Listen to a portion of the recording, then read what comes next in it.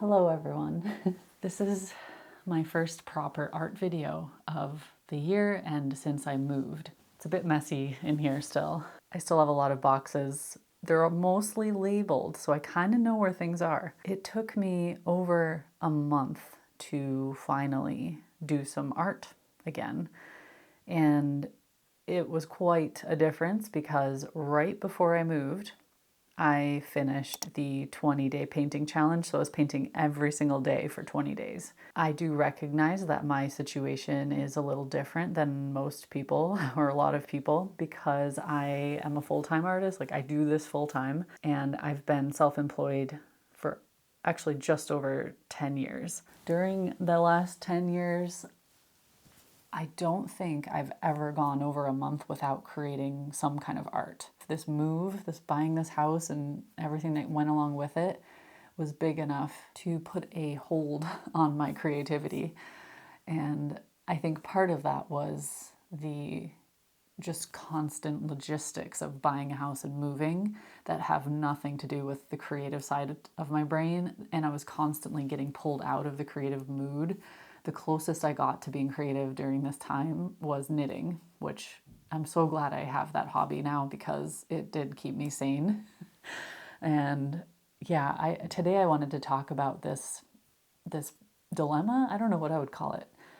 The act of being separated from your creative hobby, your craft, for an extended period of time, and then returning to it. And I'll specifically be talking about my experience, how I returned to art after a long period of time. And again, for me, a month is very long.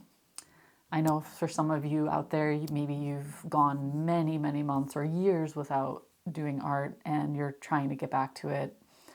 And we're all in different situations and have different circumstances, of course. So I'm going to talk less about the why, like why you're away from art, and more about like how I come back to it and things that I do to help get into that creative flow and just build that practice back up again. And I don't have all the answers, but I know what works for me. And I hope that you get something out of this video. So if you do, consider subscribing and like the video if you get something good out of it. And also just a quick reminder, I do have full-length tutorials, like real painting tutorials, over on my Patreon page. Plenty of gouache, watercolor, lots to learn. But today is going to be less of a tutorial. You're going to see me painting, you're going to see me creating, but I'll be just talking about my thoughts about this, this process. And I did ask over on Instagram, I made a little story that said, I'm working on a video about returning to art after a long break. Do you have any questions I can answer or chat about in the video? And I had a lot of good questions, good responses. So I'll be answering some of these and touching on some of these as I go. They were really good food for thought, actually. But I should probably start with how I even start to get back into it. Like going from no art, not in a creative mindset, to that moment of putting ink or pen or pencil or brush to the paper. How do? A lot of it for me is environmental. So I need to have a somewhat tidy space. I need to have all the supplies I might want to use readily available because I don't want to end up going and fishing through my boxes and trying to find something that I desperately want to use in that moment, only to not find it or get distracted by something else, because I'm very easily distracted. The benefit of this space is that I have lots of surfaces, so I was able to spread out my supplies and everything was more or less within arm's reach. I also like to have lots of options. Whether I'm going to use it or not, it doesn't matter. It's there ready for me just in case. And that is especially true for my surfaces. This time I knew I wanted to stick with water-based because I just had that urge. But, you know, I also do bigger work. I haven't been able to in a long time because of our last place was so small. But in this place, I'm able to do big stuff again. And I was tempted. I was like, maybe I should just get one of my giant canvases and some acrylics or oils and just go for it. But I think I need to kind of ease back into that. Anyway, yeah, I had the urge for water-based materials. But in terms of surfaces, I think one of the things that really helps me is to start small and to choose surfaces, papers, sketchbooks that are not so precious to me. And I know this is silly, but you know what I'm talking about. Like, we all have those sketchbooks that we absolutely love that are precious to us. Maybe they're a little more expensive and super high quality. And while those have a place and I absolutely love working in them, and I ended up using my big Arches paper. So it's like, you know, I was using somewhat pricey materials in the end. But to start out, I like to use something cheap and smaller because it just helps me ease into the process. And I'm so glad I recorded this the other day. I was actually not going to include it because it ended up being a different subject matter, but the other day, to like properly get started, to go from nothing to doing art again after a long time, all I did was use a pen and a piece of computer paper. And this is a super common strategy for me, whether it's a month or a few days, to get back into the flow and just start feeling creative again, but with very little to no pressure. I use computer paper. Just something about picking up a piece of loose sheet of computer paper with a pen or a Sharpie even is so freeing, because it, like, literally nothing matters, that nothing that you do matters. All that matters during that time is just getting the pen flowing, switching back into that creative mindset. So I was just staring at the birds out the window and sketching. I was trying to keep each sketch to 10 seconds or less, which is, I mean, you don't have to do that kind of challenge, but for me, it just helps me not get too fussy and not be too precious with anything. And it really, really helps me switch from logistical mind and admin or whatever else is going on in my life to creativity, to just thinking about what I'm seeing and how to translate it to the paper. Obviously, none of those sketches are going to be much good, but they really do serve a valuable purpose. And that's all I did that day. Then I had to go do a bunch of other stuff that had nothing to do with art. And actually, I think I skipped 2 days after that. But because I had sat down with a pen and started sketching, finally, after a month, I felt like this pull. I was like, oh my God, that felt so good. And I am dying to get my paints out. So finally, 2 days after that, and what you're going to see in this video, I was able to set aside most of one day to just do it, to just paint, to do whatever. And it was the most amazing feeling, like completely reinvigorated me. All during this month that I was off, that I was moving, with everything going on, I definitely was letting the stress get to me. I was also letting the momentum of not creating build up to the point that I felt very stuck. Like, okay, now when I finally have time to create something, it needs to be good. And that is a dangerous place to be, a dangerous mindset, because it really does sort of paralyze me to not start. Something is bothering me, or when other things are going on, and I get stuck in that place of like, oh, the circumstances have to be perfect in order for me to create something. Or again, like thinking I have to create a masterpiece when nothing telling me that I have to do that. It's just some weird voice in the back of my head. And it's probably because during the time I was away, I was still like scrolling on Instagram. I was still keeping up with my art communities and seeing all this wonderful work that other people were creating, and feeling bad that I wasn't doing it. It was very important for me to tell myself that nothing mattered. Nothing I did mattered. All of it could be thrown away or recycled or painted over. The only thing that mattered that day was to do it. And I know that works for me personally because I've done that many, many times over the years. Like in this case, yes, I did record it because I knew I wanted to share this process with you all, but a lot of times it's completely just for me. No one sees it. It's stuff that's like sitting in my shelves, sitting in sketchbooks. Maybe I've recycled it by now, but usually it's the only purpose of it is to get back into the creative flow. So giving yourself that freedom of your mind not feeling pressure to create anything that matters, basically. Maybe if you're someone who needs to feel like you're being productive, because this is another thing I've heard people say, and I think I've felt it now and then, but it's like you go away, you're away from your art for a long time, and you finally feel like you're ready to get back into it, but because you have so little time, maybe you have a full-time job somewhere, you have kids, whatever your situation is. If you're super, super busy but you're dying to devote time to your art, you can also feel this pressure of, well, I only have an hour. I have to do something good with it. You get stuck in this and you start feeling that pressure. While yes, maybe that is something that motivates you to create and to do good work and something you're proud of, I think there is also so much value in just sitting down to play with your materials.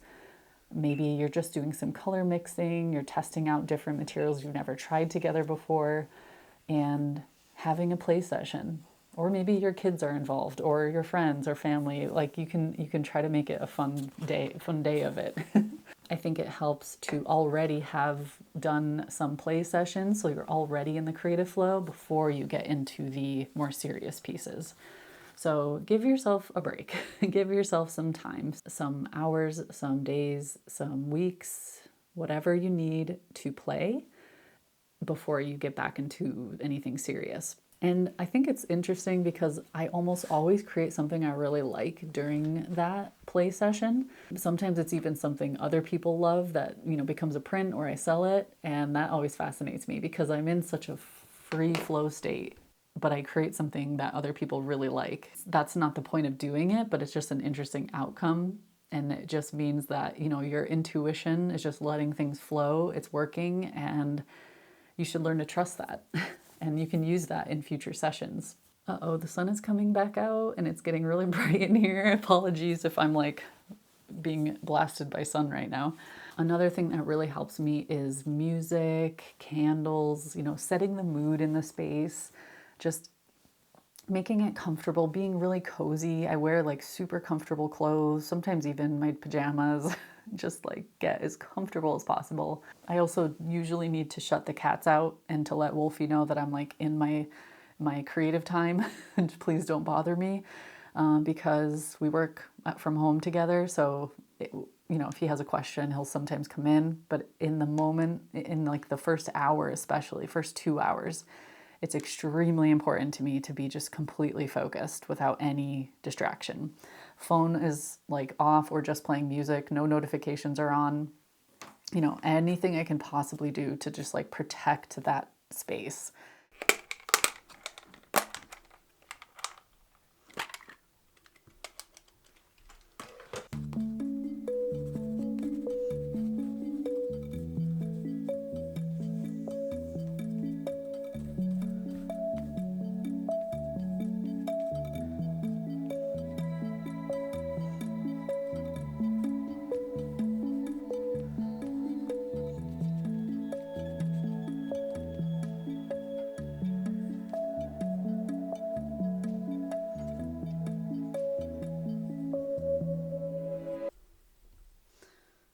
Another struggle that people might have if you're not used to doing art very often or haven't been doing it for very long at all is building habits. And I think this is one of the questions I got. Yeah, what are some of the habits you have that most artists should have?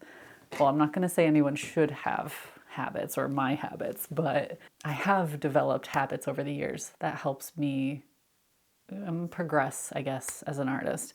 Mostly out of necessity, since this is what I do for a living. Having a schedule that is somewhat flexible is my best habit, I think. So each week I think about the week ahead or 2 weeks ahead. Is there any specific project I'm working on? What does my Patreon week look like? For instance, on Patreon, at the beginning of the month, I share a newsletter. About a week into the month, I share my reference photos. A week after that, I share a paint along prep post. And then the week after that, usually we do the live paint along. So it's like a scheduled thing. And that really does help me keep my schedule and my momentum going. And then I have YouTube, and then I have my personal art practice. I'm a very seasonal artist, I would say, in the sense that in the nice months or nice days, I try to paint outside as much as possible. But if it's gross out or whatever the reason, I also paint inside. And I try to do at least 2 to 3 study sessions a week. And whether I record those or share those, it's a different story. But just for me personally, to kind of keep my flow going, there's millions of references and ideas that I have that I want to paint. I actually keep a folder on my computer of references and ideas that at any time I can just grab and paint. And I have shared a video in the past about how I print my little photos and paint from those. And I have that stack of photos at all times ready to go. I can just grab a photo and paint it without any thinking, no guesswork. That really, really helps. Those study sessions for me sometimes become YouTube videos. Then I have to do the editing and the recording, like talking over it. It just depends on the video. Anyway, long story short, that my habits probably look very different to most people. You have to ask yourself, how much do you enjoy painting or drawing or whatever the thing is?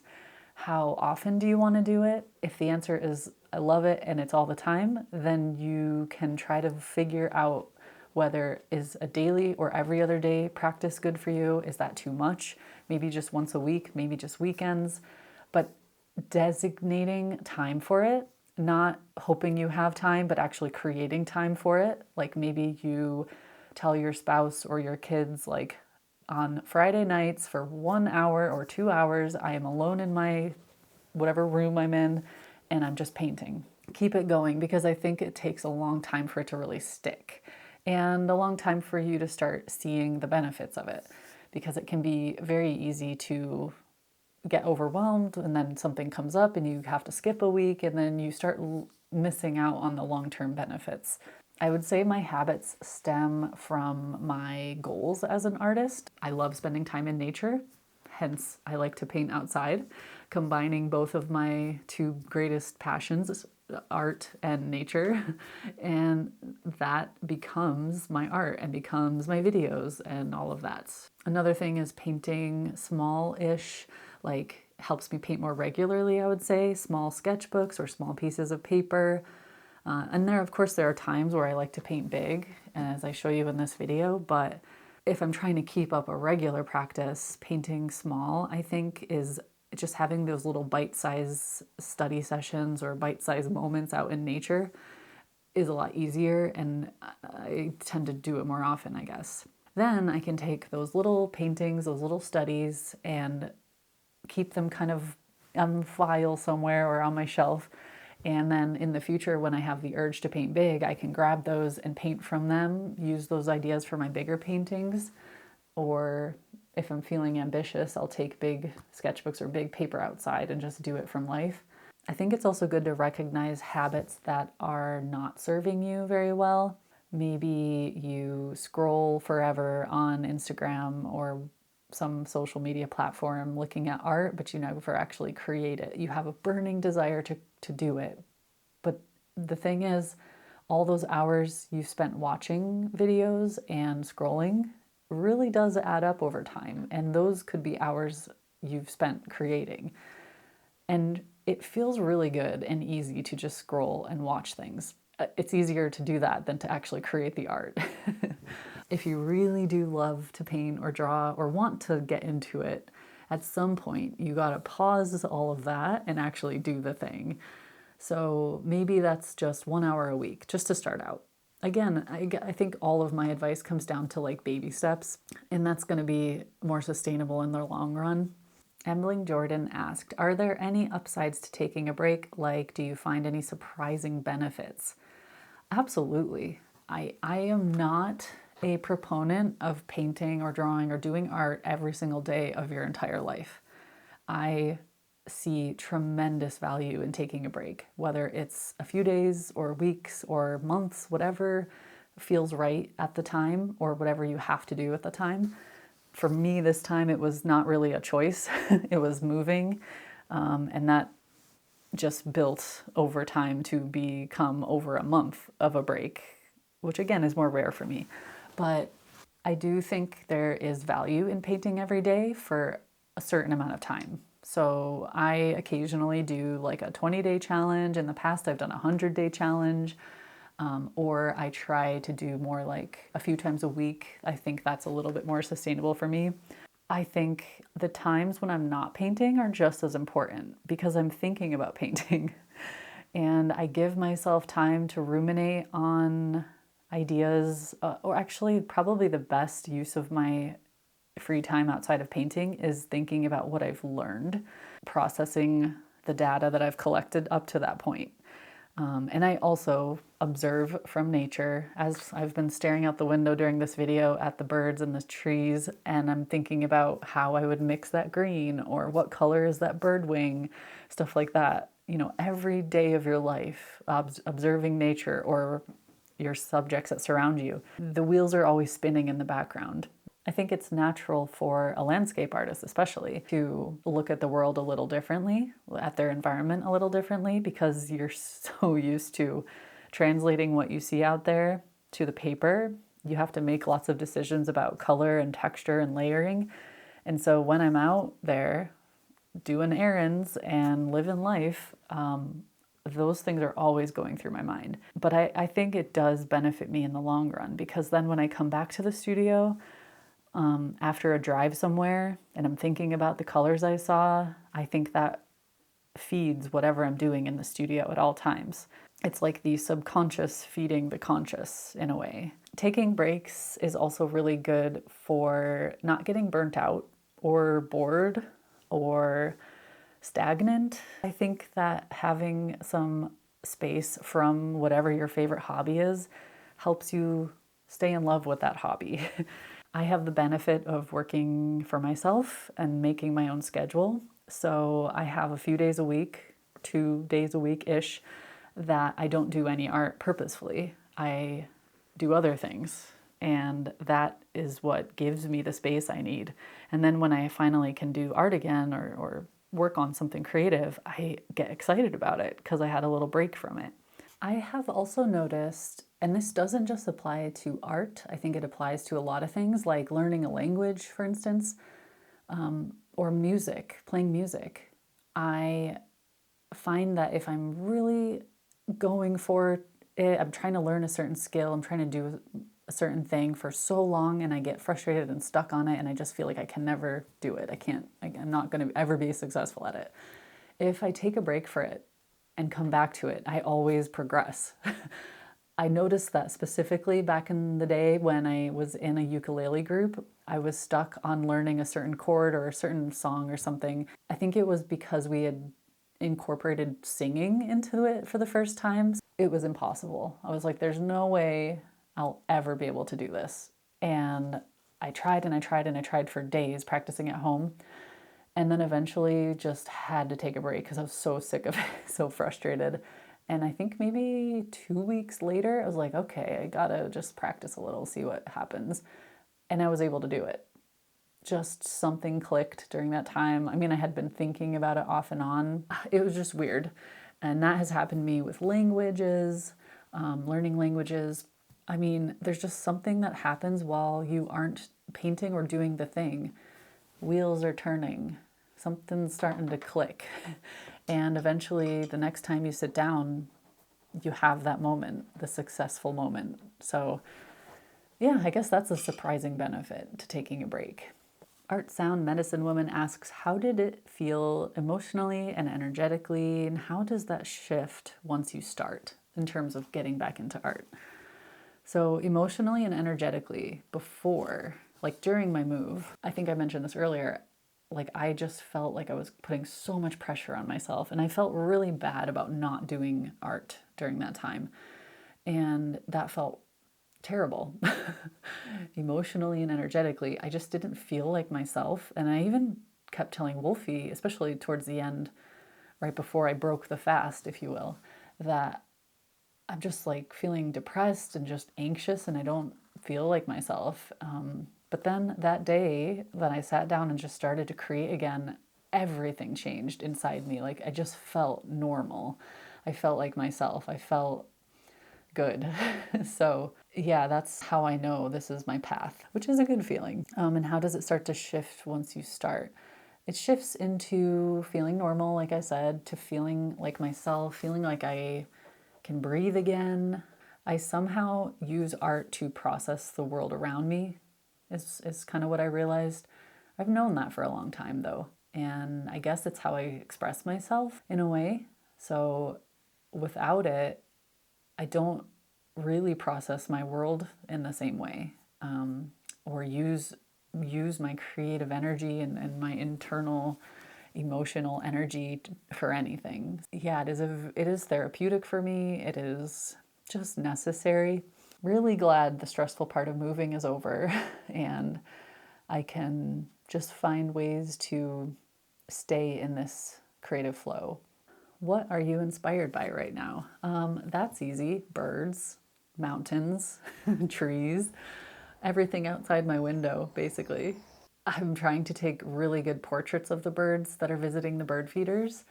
And my hope is to end up doing like a portrait series of each one. And also as a way to learn about them because, and I ordered a bird book, a bird identifying book.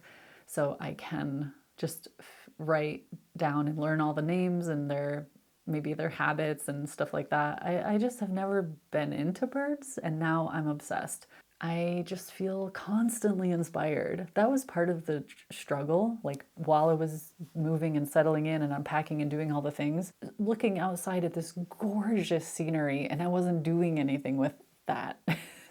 I think it was good in a way for it to like kind of sink in and just feel like my space, to feel good and familiar. But I was like kicking myself, like, oh, I should be painting this, I should be drawing this. And that was a hard feeling to go through. But now I can. Now I have time, or I'm making time. Alex asks, how has your art changed after moving into your new studio? Well, it's just beginning, so you'll have to tell me in the coming months. A few people asked what are my goals for this year, my art goals, and I think I'm going to address that in a future video because I have a lot of thoughts about that. Okay, next question is, how do you handle the gap between your self-image and reality and not getting discouraged? I love this question because I think about this a lot. I think about self-image a lot because I'm online as a creator. So like YouTube, I guess social media as well, but my brand, me, is out there. And I have absolutely no idea how other people see me. I think about how I watch certain creators, certain artists, YouTubers, whatever. I feel like I get the gist of them. Can see the kind of art they make, the vibe that they give off, the just feeling I get when I watch their content. I have no idea what that is for my audience, for me. Does that make sense? How I see myself is I just love nature and I love painting it. And I just try to share good videos about it. That's about it. I think I've learned enough skills now to be able to paint what I want to paint more or less. However, that's always a moving bar, a moving target. I have a vision in my head of what I want it to look like and what I want it to feel like. And sometimes I can do it and sometimes I can't. I know I can eventually if I keep trying.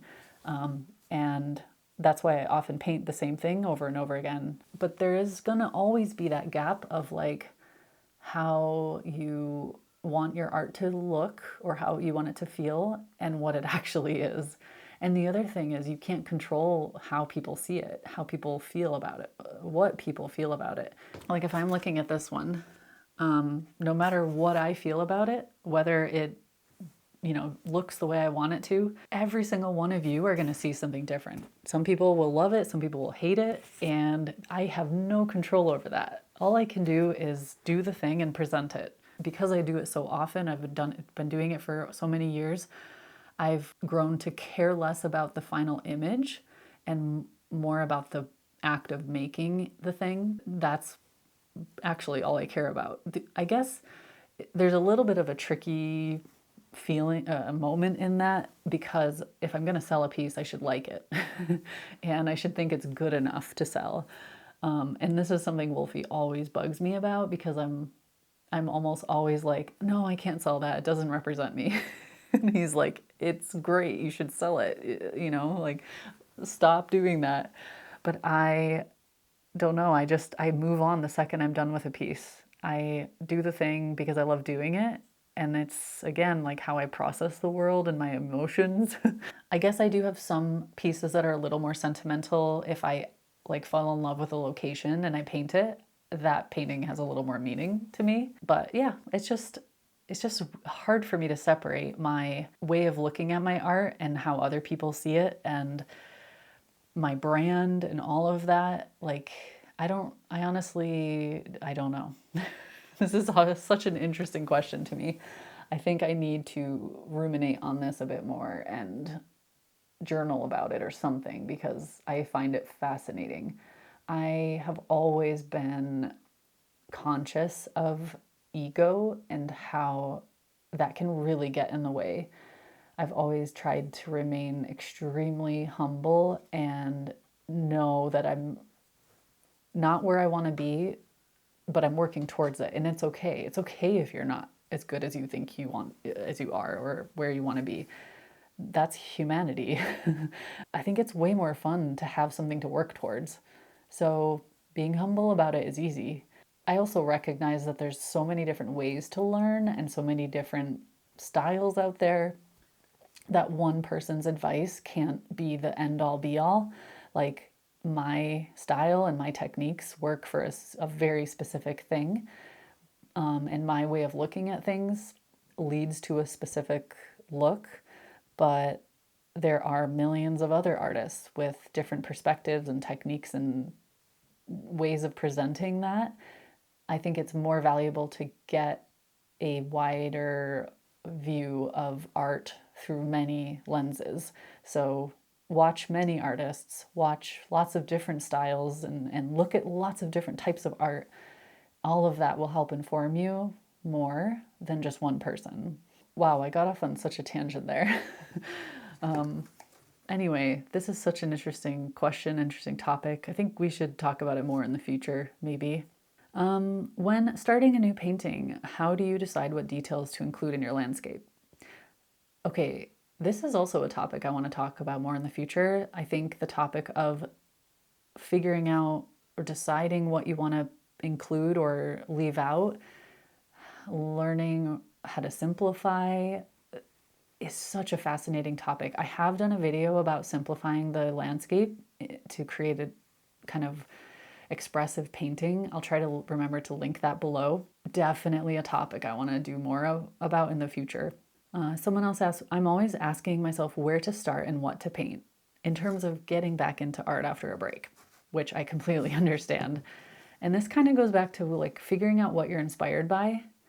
I mean, there's no reason to force yourself to do anything you don't want to do. So for me, the birds, the trees, the mountains. In this case, it was inspired by Glencoe, which is a beautiful mountain range near me.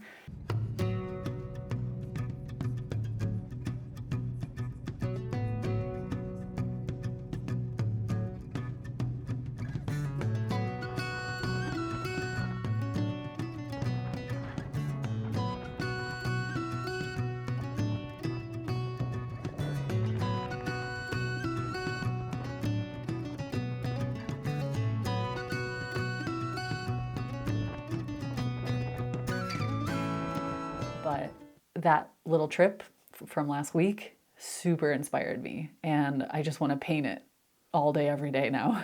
So I've been there a few times now in all different weather, different conditions, and it never ceases to amaze me. It was pretty easy for me to decide what to paint during this first session. I guess if you don't have anything burning, any burning desire, anything specific that's like screaming at you to paint, you can kind of think about things that you've loved over the years. Maybe you have passion for horses or architectural details or fashion.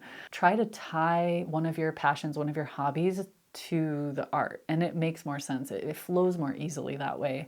I think that will take away a little bit of the guesswork And again, my strategy I mentioned where I print out all my little photos and have it in a pile ready to go at all times, that's a really easy way to jump past the guesswork or like choice paralysis.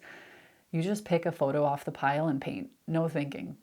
It's such a good way to like start the day. Okay, so next question. Do you feel like you need to catch up to the level you had before you stopped, or the opposite? Oh, this is a really good question actually, because it goes along with that pressure of feeling like you have to perform, or because you're finally getting to do the art again, you have to make it amazing. I completely ignore that.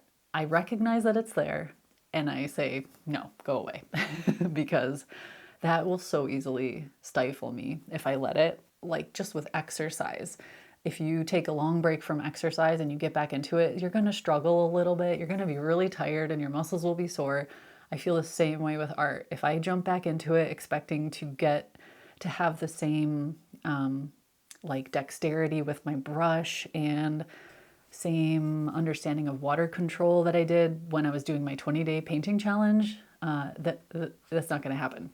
And I know that. I just recognize that it's going to take me a little time to get back into it and really, you do have muscle memory and that does come into play. Maybe I won't be able to paint, the exact way that I want to paint for a while. That's okay. It's going to happen eventually. So I think it just comes down to giving yourself the time and space to play and get back familiar again with your materials. And in this case, I was using kind of a combination of drawing and painting, which felt very natural. Refamiliarize yourself with the techniques that you had before, that you felt like were very natural before, because they will become natural again if you give yourself enough time. Okay, next question. I think this is the last one from Instagram that's relevant. When this happens, do you go to the tried and true or do you try something completely new? I go with my tried and true only in the sense that I typically stick with landscapes just because that is my greatest inspiration. I do think there is something valuable or something interesting could happen if you try something absolutely new, whether it's a subject matter or specific materials. Maybe you've never tried markers before, or the Neocolor water-soluble pastels that I was using are fascinating, and I've used them before, but it had been a little while. So incorporating them into the session was so fun. There's a little bit of novelty in it, even though it feels a little bit familiar. It's just a really good, for me, it's a really good bridge between drawing and painting, and a little bit of freedom in the process to play, to create interesting textures that I don't normally get. Yeah, if you're ever feeling like super stuck, maybe grabbing some kind of new material and just, again, playing, not expecting any kind of masterpiece, but space to explore that material. It could be like the palette cleanser you need before you get back into your usual thing.